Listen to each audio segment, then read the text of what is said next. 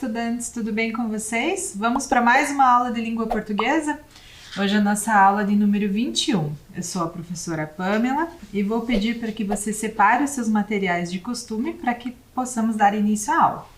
Então, organize aí no seu espaço de estudo seu caderno, suas folhas para anotação, lápis, borracha, apontador, caneta e o dicionário se você tiver. Vou dar um tempinho para você se organizar e nós já voltamos.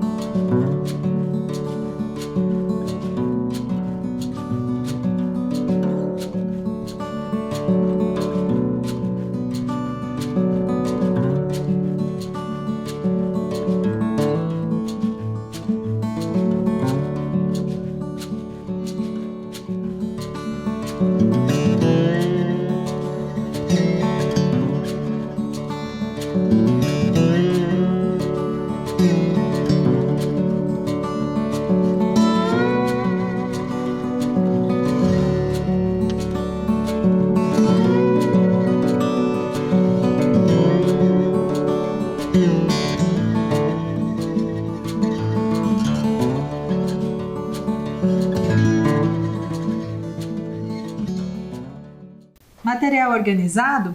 Então vamos iniciar a aula recapitulando um pouco o que nós temos estudado nas últimas 3 aulas. Bem, para você que está em casa aí acompanhando, nas últimas 3 aulas, o que nós estudamos? O poema concreto, né? Um poema visual, nós vimos algumas características, alguns exemplos, né? Como eliminar o verso tradicional, dispor as palavras da forma não linear lá na página do espaço destinado para a produção desse poema. Nós vimos também que há uma eliminação das marcas subjetivas, isto é, o poeta concreto ele não está preocupado em discutir sobre seus sentimentos ou sobre situações tristes ou amorosas, mas sim escrever, né, fazer o seu produto com uma impressão mais visual, né, com outra temática.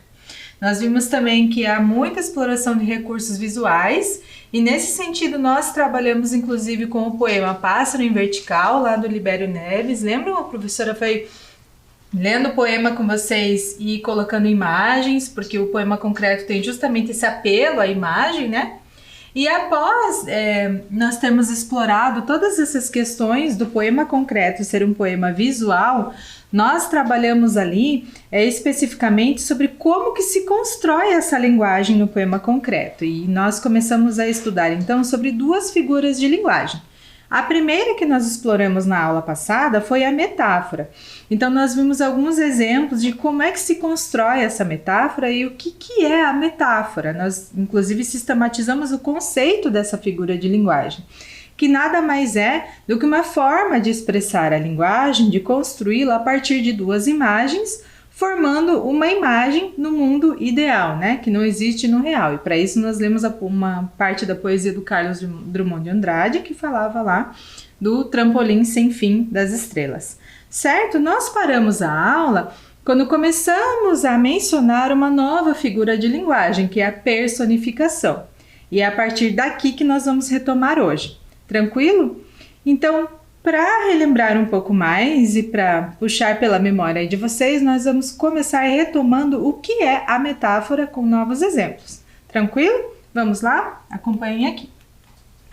Então, voltando ao nosso diagrama, que nós começamos a estudar na aula passada, nós começamos a aprofundar os conhecimentos sobre os recursos estilísticos. Então, o que nós temos lá nos recursos estilísticos para a construção do poema concreto?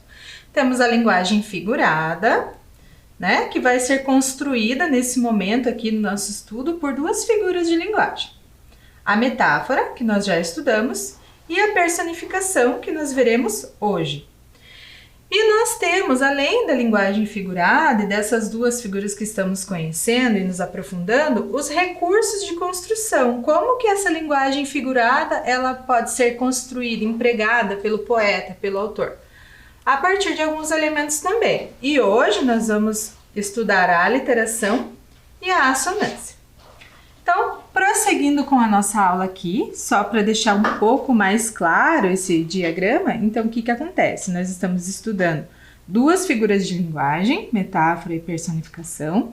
E hoje ainda teremos, além do conceito da personificação e de exemplos, quais são os recursos, que se constrói essas figuras de linguagem, ok? Vamos recapitular então o conceito de metáfora? Acompanhem aqui. O que é a metáfora? É uma figura de linguagem em que, ao sentido literal de uma palavra, acrescenta-se outro sentido por associação de significados, por relação de semelhança. Professora, eu não entendi o que é o sentido literal. É o sentido real, tá? Então a metáfora ela vai sempre ser associada como se sempre houvesse um nível de comparação, de relação. Vamos acompanhar aqui mais alguns exemplos? Olhem só. Então, exemplos de metáfora, para ficar mais tranquilo de entender. Vamos usar aqui frases do dia a dia. Percebam, ó, seu coração é uma pedra. O João é um palhaço. Ou a vida dela é um conto de fadas. O pai dele é uma fera. Então, primeira coisa, são frases que nós utilizamos no dia a dia, né? Estamos acostumados a falar, dependendo da situação. Mas se vocês perceberam ali na tela, algumas palavras estão destacadas. Que palavras são essas? Bem, são os substantivos, mas não que o conceito de metáfora esteja ligado à classe gramatical. Não é isso. O que acontece? Em algum momento aqui, eu comentei que a metáfora ela se constrói a partir de imagens, de comparação dessas imagens para formar uma terceira. Então, são elementos que nós não conseguimos pegar ou visualizar como se fossem reais. É um sentido conotativo, figurado, de linguagem figurada. Então, percebam aqui. O que está destacado lá no exemplo A? É o coração e pedra. Então, há uma comparação entre esses dois elementos para expressar que a pessoa é dura, né? Às vezes é má, então a gente diz que seu coração é uma pedra.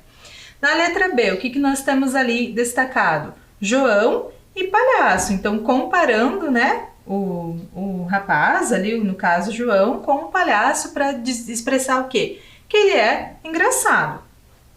Na letra C, então, nós temos as duas expressões ali também, vida e conto de fadas. Então, também fazendo essa comparação para dizer que a vida dessa pessoa ali em questão é uma vida boa, uma vida como um conto de fadas.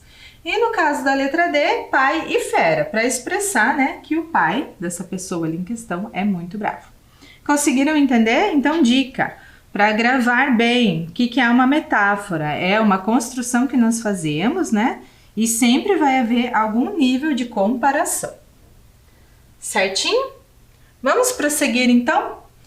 Agora eu vou propor a vocês que façamos uma atividade. Vou ler com vocês a atividade e na sequência deixo um tempinho para que realize. Então vamos ver. Atividade número 1. Localize e transcreva as metáforas utilizadas nos seguintes trechos. Então, o trecho 1. Café da manhã, uma expressão de amor. Esse trecho foi tirado lá da revista Saúde. E o segundo, mentira. A mentira é uma verdade que se esqueceu de acontecer. Então, releiam esses trechos e eu deixo alguns instantes para que vocês localizem e transcrevam aí no caderno, na sua folha, qual é o elemento que dá a metáfora aqui nesses dois trechos, ok? Já retornamos.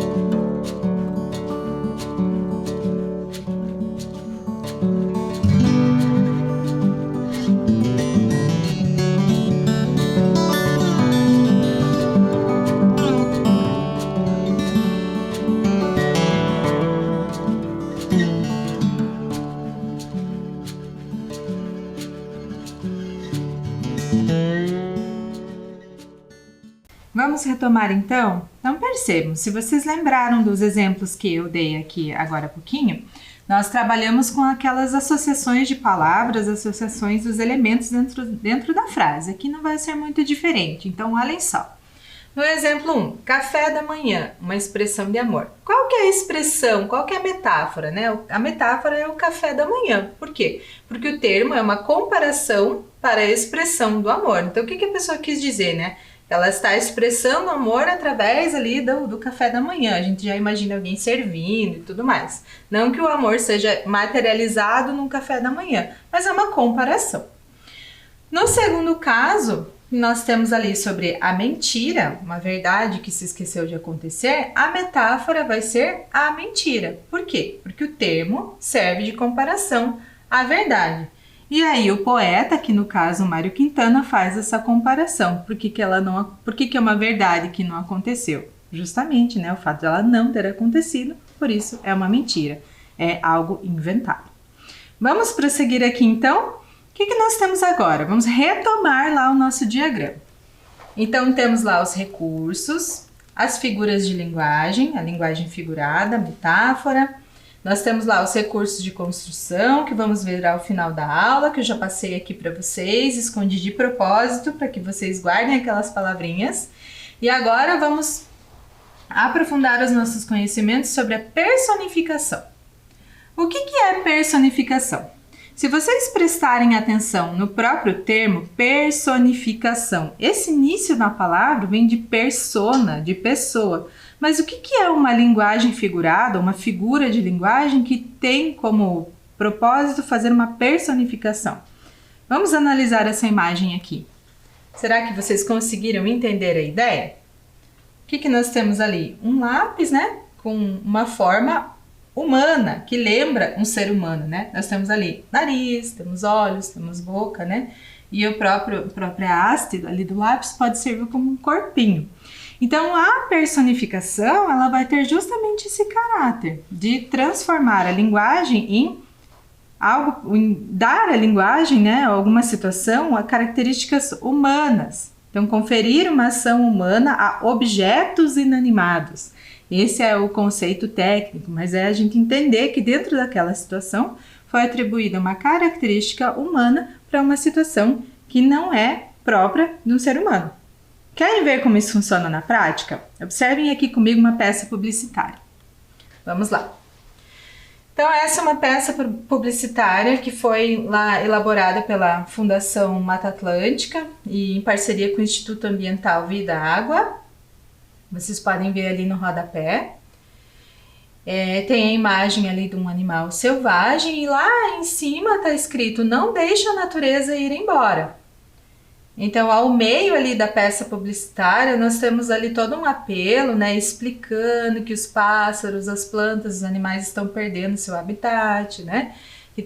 Também envolve a questão da preservação das árvores, né, o desmatamento das florestas, as questões da água. Então, uma peça publicitária tem esse apelo.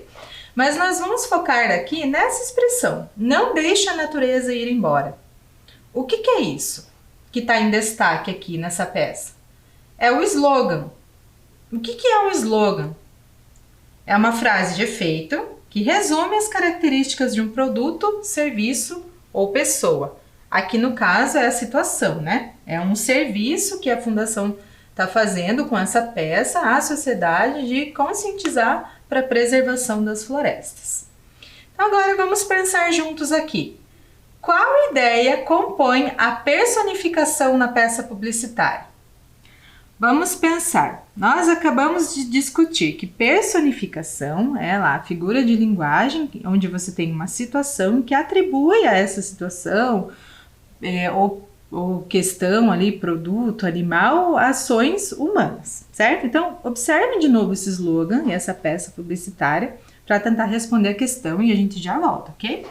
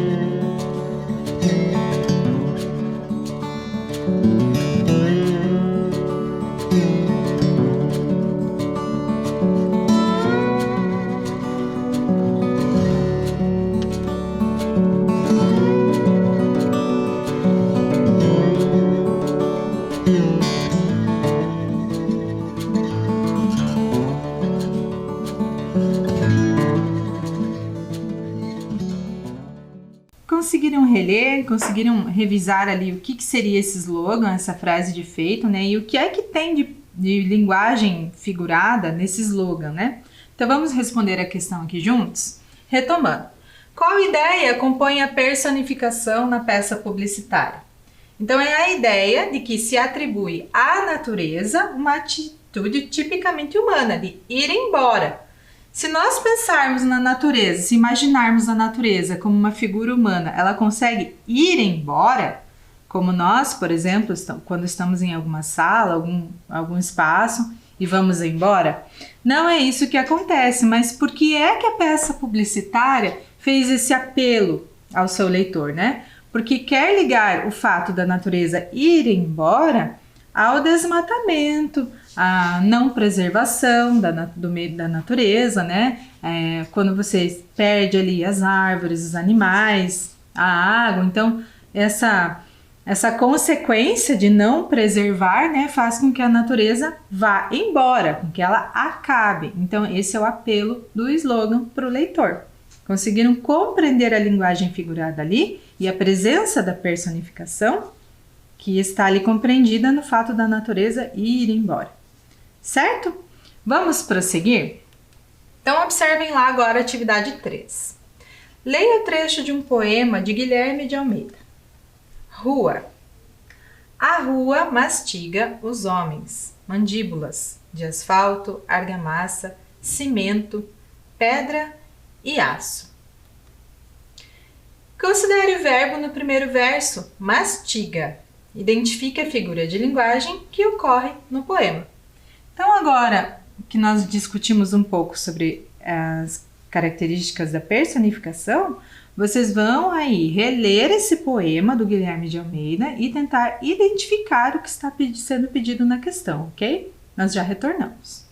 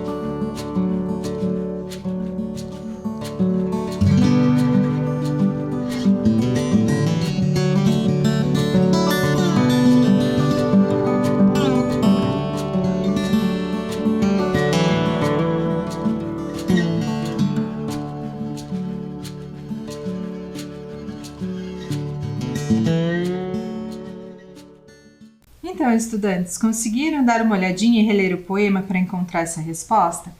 Lembrando a vocês que vocês não precisam construir uma resposta com as mesmas palavras que eu utilizo aqui, mas é importante que vocês lembrem que nesse caso precisa sim aparecer o nome da figura de linguagem, ok? Então vamos lá. Rua. A rua mastiga os homens, mandíbulas de asfalto, argamassa, cimento, pedra e aço. Considere o verbo no primeiro verso, mastiga. Identifique a figura de linguagem que ocorre no poema. Então vamos lá. Qual que é essa figura de linguagem que aparece? Se nós olharmos lá que a rua mastiga, então nós vamos identificar o quê? Que a figura de linguagem é a personificação. Por quê? Porque a rua, né? Pois a rua aparece como aquela que mastiga, ou seja, ela exerce uma ação humana dentro do que propõe o poema, certo? Então, conseguiram identificar aqui? Uma curiosidade, se vocês relerem esse poema, será que vocês conseguem imaginar essa figura que o poema expressa? Lembra que nós estamos estudando o poema concreto e entendemos que é uma poesia visual? Se nós imaginarmos uma rua mastigando pedras, argamassas, como será que seria essa imagem? Então fica uma tarefa extra para vocês, né? Quem tem afinidades com desenho, colagens, enfim, gosta dessa parte mais artística, poderia imaginar e até transpor para o papel, fazer, né? Desenhar isso, essa imagem do poema. Interessante, né? Vamos prosseguir aqui. Eu estou pensando agora, será que vocês não estão em dúvida, mas professora, como que eu diferencio metáfora de comparação, de personificação? Lembrando lá que a metáfora é uma comparação, mas a personificação também compara seres inanimados com as ações humanas. Como é que eu faço isso? Então vamos estudar aqui para não confundir mais. Bem, primeiro, personificação ou prosopopeia, esse nome já andou aparecendo aqui na aula, mas vamos preferir o termo personificação, é uma figura de linguagem que consiste em atribuir qualidades próprias dos seres humanos a seres não humanos, animais, plantas, objetos, ok? Então, especialmente ações como mastigar ou sentimentos, né, que são atribuídos a esses seres inanimados aí, vão caracterizar a personificação, ok? Vamos retomar mais uma vez o nosso diagrama para ver o que a gente já completou? Acompanhe então. Nós temos lá os recursos estilísticos da construção do poema, linguagem figurada, trabalhamos agora a personificação, trabalhamos a metáfora, agora vamos entrar lá no estudo dos recursos de construção. Quais são? A aliteração e a assonância. Nossa, professora, mais nome esquisito aqui na aula? Realmente, os nomes são termos técnicos, são um pouco mais complicadinhos, são diferentes, mas na prática são conceitos simples de entender. Vamos acompanhar aqui? Então, olhem lá. Primeiro eu vou ler com vocês esse poema aqui da Cecília Meirelles. Se desmorono ou se edifico, se permaneço ou me desfaço, não sei, não sei. Não sei se fico ou passo. Cecília Meirelles. Bom, primeira coisa que vocês devem ter percebido aqui na tela e propositalmente, as vogais destacadas, né? Em azul e vermelho. E quais vogais que estão destacadas aqui? A vogal O e a vogal E. Certo? Mas por que esse destaque? Bem, porque vocês viram como elas se repetem ali nesse trecho do poema? Então é essa repetição de vogais que nós vamos denominar como assonância. Então vocês já compreenderam o conceito na prática. A assonância é um recurso em que se dá a maior ênfase à repetição do som de uma vogal em diferentes palavras de um verso ou de uma frase para produzir efeitos de sentido. Tá, professora, eu entendi que é a repetição da vogal no poema, mas e que efeito de sentido que a repetição dessa vogal pode passar para o leitor? Bem, aqui então nós precisamos construir o seguinte raciocínio.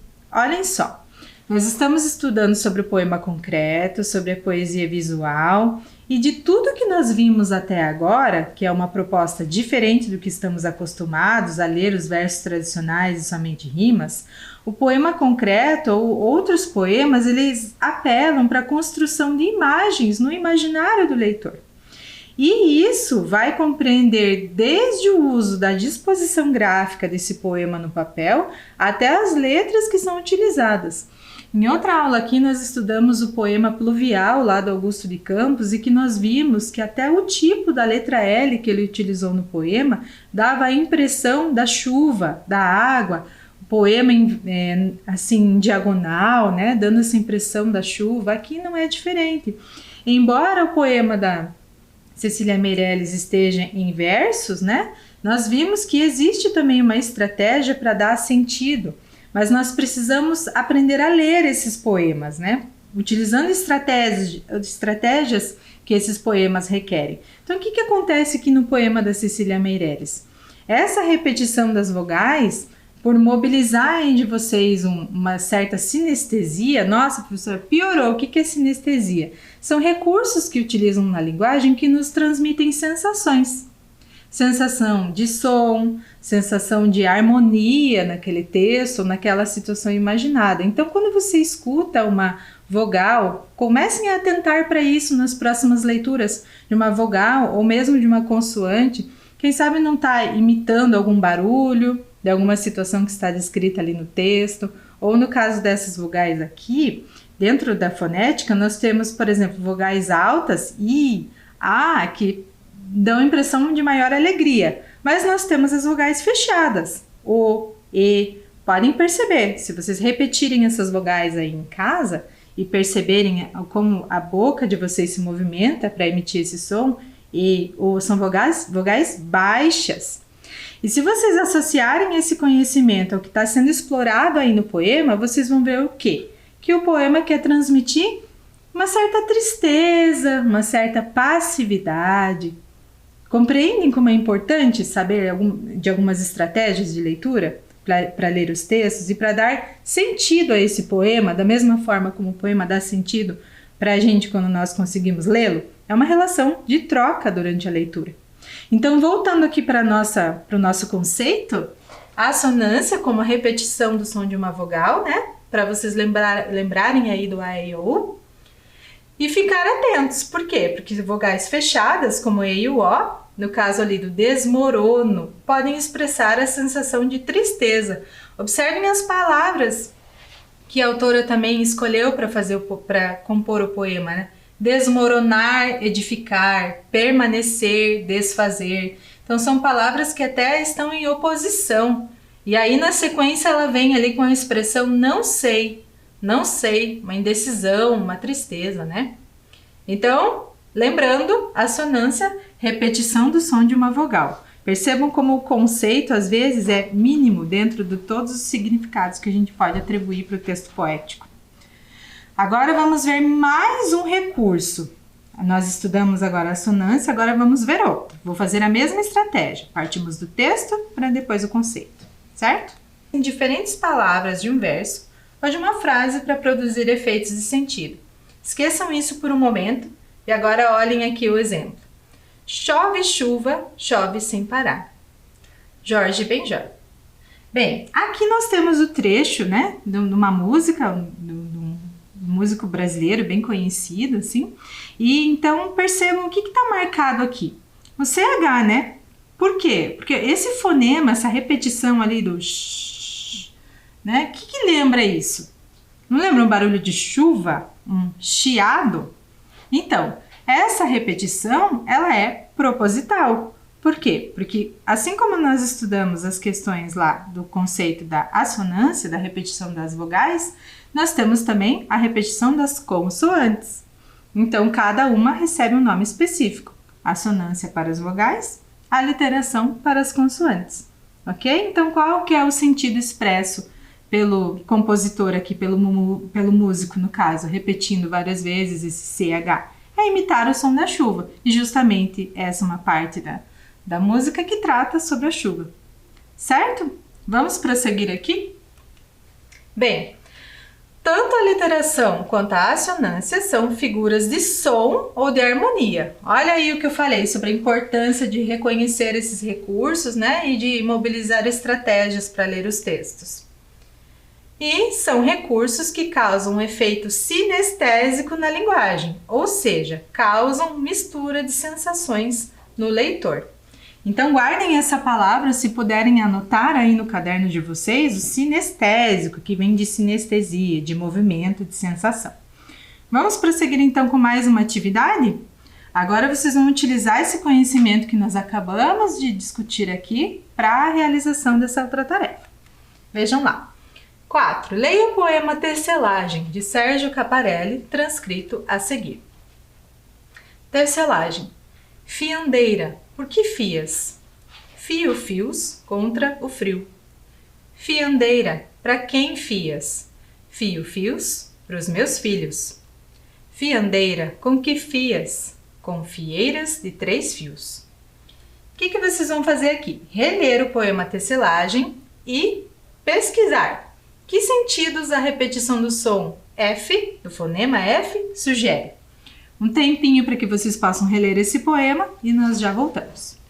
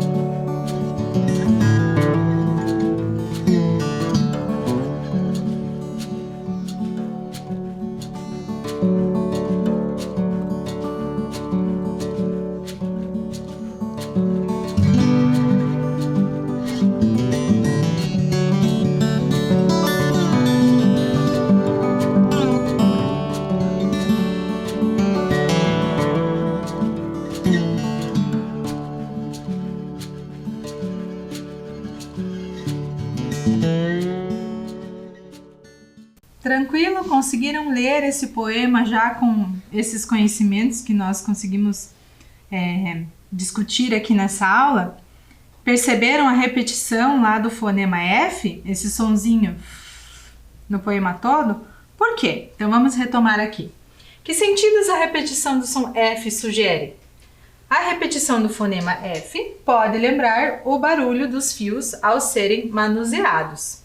Então, uma informação importante aqui só para conhecimento de vocês, quando um consoante está dentro dessas barrinhas, vocês devem entender como som, tá? O F, que é produzido a partir dessa leitura, ok? Mas voltando à pergunta, a repetição do fonema lembra o barulho dos fios ao serem manuseados pela fiandeira. Fiandeira é aquela que fia os fios. Então, nós temos ali dentro do poema quem está fiando, por que está fiando e para quem está fiando. Num poema breve, tudo isso nós já conseguimos compreender. Atribuam sempre som, recursos utilizados ao sentido geral do poema, que é fiar, a tecelagem, né? Fiar os fios, tecer. Continuando aqui. B. Que nome recebe essa repetição de uma mesma consoante para produzir sentidos? No caso aqui do poema, né? Essa é bem fácil, um tempinho para que vocês relembrem as informações e já voltamos.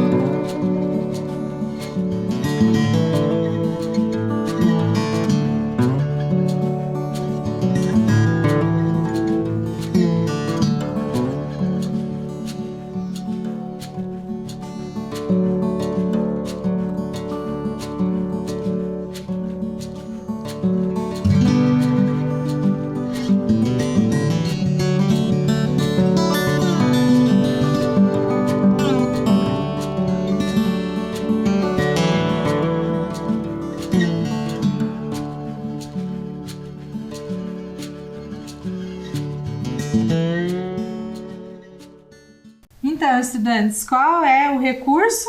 Qual que é a resposta à questão? É a aliteração. Certinho? Continuando, letra C. Que relação se pode estabelecer entre o título e a sonoridade do poema? Se vocês prestaram atenção anteriormente, eu acho que até cheguei a comentar qual é essa relação. Então, mais um tempinho para que façam e já retornamos.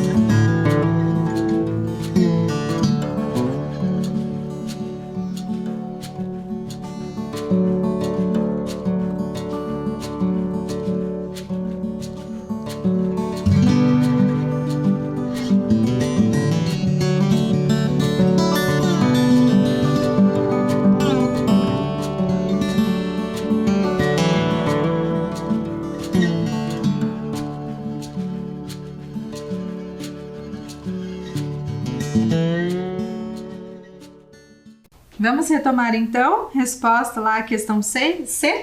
Que relação se pode estabelecer entre o título e a sonoridade do poema? A relação com o som produzido pela fiandeira ao tecer as roupas de seus filhos, enquanto manuseia os fios. Perceberam que a própria resposta continua com a sonoridade do poema? Bem interessante, né? Esse contínuo que a gente pode ver quando pode ouvir quando lê o poema, volta justamente naquela questão sobre a sinestesia, sobre a sensação de som, de harmonia que é expressada para o leitor. Vamos prosseguir? Então, nosso diagrama aqui, ó, agora está completo. Estudamos a linguagem figurada, estudamos os recursos de construção, que aprendemos que são a aliteração e a assonância. Bem, uma observação importante, né? Tanto as figuras de linguagem quanto os recursos não são só esses que existem na língua portuguesa. Existem outros também, mas que serão sistematizados em um outro momento. Para agora, aprendemos esses para que não fique muito confuso. Então, vamos aprendendo aos poucos, certo? Bem, para fechar a nossa aula de hoje, nós já estamos trabalhando com poemas, né, com essa linguagem, o poema concreto, as questões dos recursos visuais, a exploração de outros recursos para a construção das palavras. Já tem algum tempo que estamos vendo tudo isso. Então agora que vocês já têm bastante repertório, já leram bastante poemas aqui comigo, chegou a vez de vocês praticarem. Então, o que vou propor? Uma produção de texto. Acompanhem aqui o que é que vai ser a tarefa de vocês. Bem, proposta de produção de texto. Bom, primeiro, após vocês terem estudado sobre o poema concreto, chegou a sua vez de produzir um poema concreto. Acompanhando a setinha lá, vocês vão considerar as características que você estudou sobre esse gênero literário. Então, 2 tópicos importantes: a utilização de recursos visuais, a disposição gráfica das palavras no espaço da escrita e a utilização de versos livres e figuras de linguagem. Aproveite para experimentar o trabalho com as palavras e construir sentidos de forma criativa. Você poderá usar como inspiração um fato do dia a dia, uma situação do cotidiano, um tema de seu interesse e produzir um poema concreto para compartilhar com seus colegas quando possível. Você também pode enviar sua produção por e-mail para a equipe de língua portuguesa da Secretaria Municipal de Educação. Aqui embaixo deixei o e-mail para vocês e vou dar alguns instantes para que possam anotar aí no seu caderno, ok? Nós já retornamos.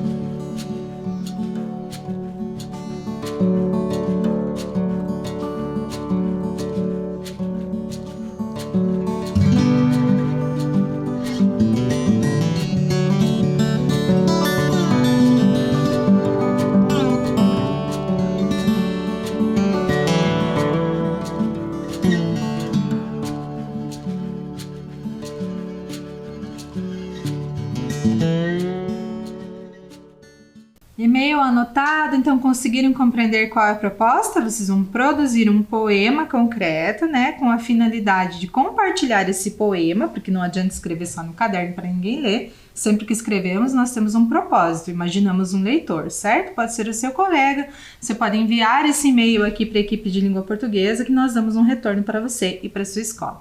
Tranquilo? Use sua criatividade, lembrem das estratégias que nós estudamos, como que os autores fizeram para desenvolver os seus poemas, partiram de uma situação simples, lembrem lá do poema do Pássaro em Vertical, lembrem do poema Lixo, podem lembrar do poema Infinito de Seus Olhos, lá do Paulo Leminski, com o símbolo do infinito, certo? Podem reestudar as aulas para produzir esse poema. Nós ficaremos muito felizes em recebê-lo, ok? Para fechar nossa aula de hoje, trouxe um último poema para fecharmos esse tema. Acompanhem aqui. Tecendo a manhã. Um galo sozinho não tece uma manhã. Ele precisará sempre de outros galos. De um que apanhe o grito que um galo antes e o lance a outro. E de outros galos que com muitos outros galos se cruzem, os fios de sol de seus gritos de galo, para que amanhã, desde uma teia tênue, se vá tecendo entre todos os galos, se encorpando em tela entre todos, se erguendo tenda onde entrem todos, se entretendendo para todos, no todo, amanhã, que plana livre de armação. Amanhã, todo de um tecido tão aéreo que tecido se eleva por si. Luz, balão. Bem interessante a construção desse poema, né? Não sei se vocês conseguiram visualizar ali, mas eu consegui visualizar um tema simples do dia a dia. Um galo cantando e amanhã, a luz da manhã, chegando para iniciar um novo dia. Bem, espero que tenha servido de inspiração para vocês a imagem que esse poema evoca e ficamos por aqui na aula de hoje. Até breve!